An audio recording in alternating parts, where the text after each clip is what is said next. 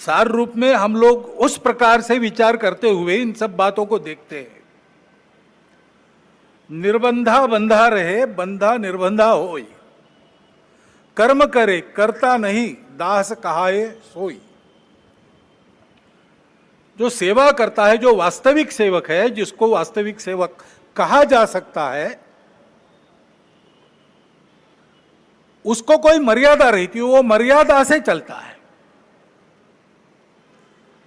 काम करते सब लोग हैं, लेकिन कार्य करते समय मर्यादा का पालन करते हुए उसको करना,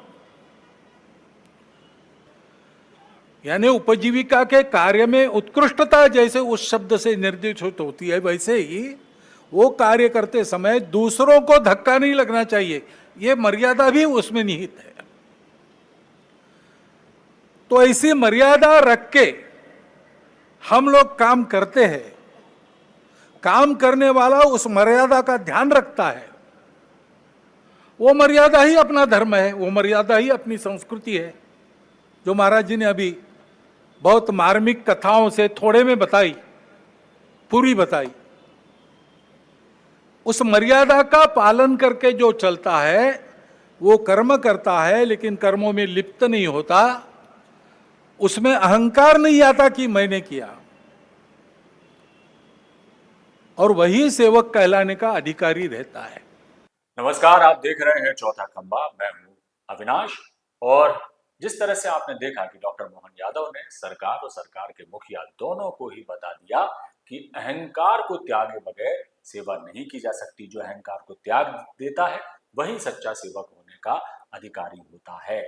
मर्यादाओं में रहकर ही सरकार चलाई जा सकती है। भले ही तीसरी बार एनडीए की सरकार बन गई हो, लेकिन अपने दायित्वों और लोकतांत्रिक मर्यादाओं को हमें नहीं भूलना है। भागवत की भ्रुकुटी तनने की वजह बीजेपी नेताओं के बढ़ चढ़कर बोले गए वो बोल हैं, जिनकी प्रतिक्रिया देखी जाए तो अब सामने आई है।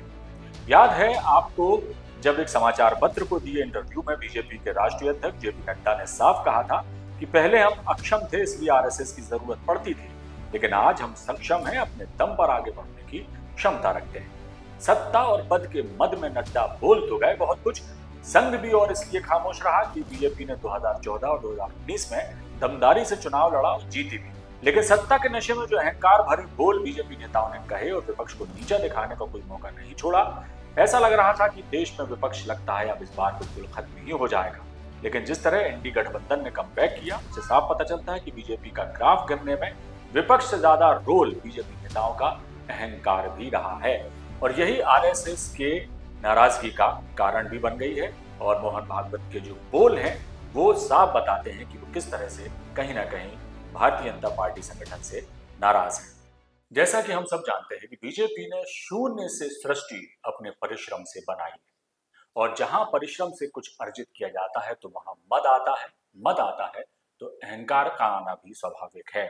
लेकिन सेवा के क्षेत्र में, राजनीति में, जहां बात जनता से जुड़ी हो, वहां अहंकार का आना वर्जित है। सरकार के अहंकार पर तो भागवत ने चोट की ही, साथ ही मणिपुर हिंसा जैसे संवेदनशील और गंभीर मुद्दे पर भी सरकार को आड़े हाथों लिया है। अब 1 साल से मणिपुर शांति की राह देख रहा है, उसके पहले 10 साल शांत रहा, पुराना गन कल्चर समाप्त हो गया ऐसा लगा, और अचानक जो कलह वहां पर उपज गया या उपजाया गया, उसकी आग में अभी तक जल रहा है, त्राही त्राही कर रहा है। कौन उस पर ध्यान देगा? प्राथमिकता देके उसका विचार करना ये कर्तव्य है। चुनाव प्रचार के दौरान बीजेपी हो या विपक्षी दल, दोनों ने ही एक दूसरे को नीचा दिखाने का कोई मौका नहीं छोड़ा। खासतौर से सोशल मीडिया पर तो एक दूसरे पर जमकर हमला बोला गया, और यही बात नागवार गुजरी डॉक्टर मोहन भागवत को। उन्होंने क्या कुछ नसीहत दी, आप भी सुनिए। जिस प्रकार ये बातें हुई, जिस प्रकार एक दूसरे को लताड़ना हुआ, जिस प्रकार प्रचार के दौरान हमारे करने से समाज में मनमुटाव बढ़ेगा, 2 गठ बटेंगे, आपस में शंका संशय उत्पन्न होगा, इसका भी ख्याल नहीं रखा गया, और विनाकारण संघ जैसे संगठनों को भी उसमें खींचा गया। तो सुना आपने डॉक्टर मोहन भागवत ने क्या कुछ कहा। गौरतलब है कि उत्तर प्रदेश में सपा कांग्रेस गठबंधन ने जो कमबैक किया है वो कहीं ना कहीं बीजेपी की रणनीतिक कमजोरी को उजागर करता है।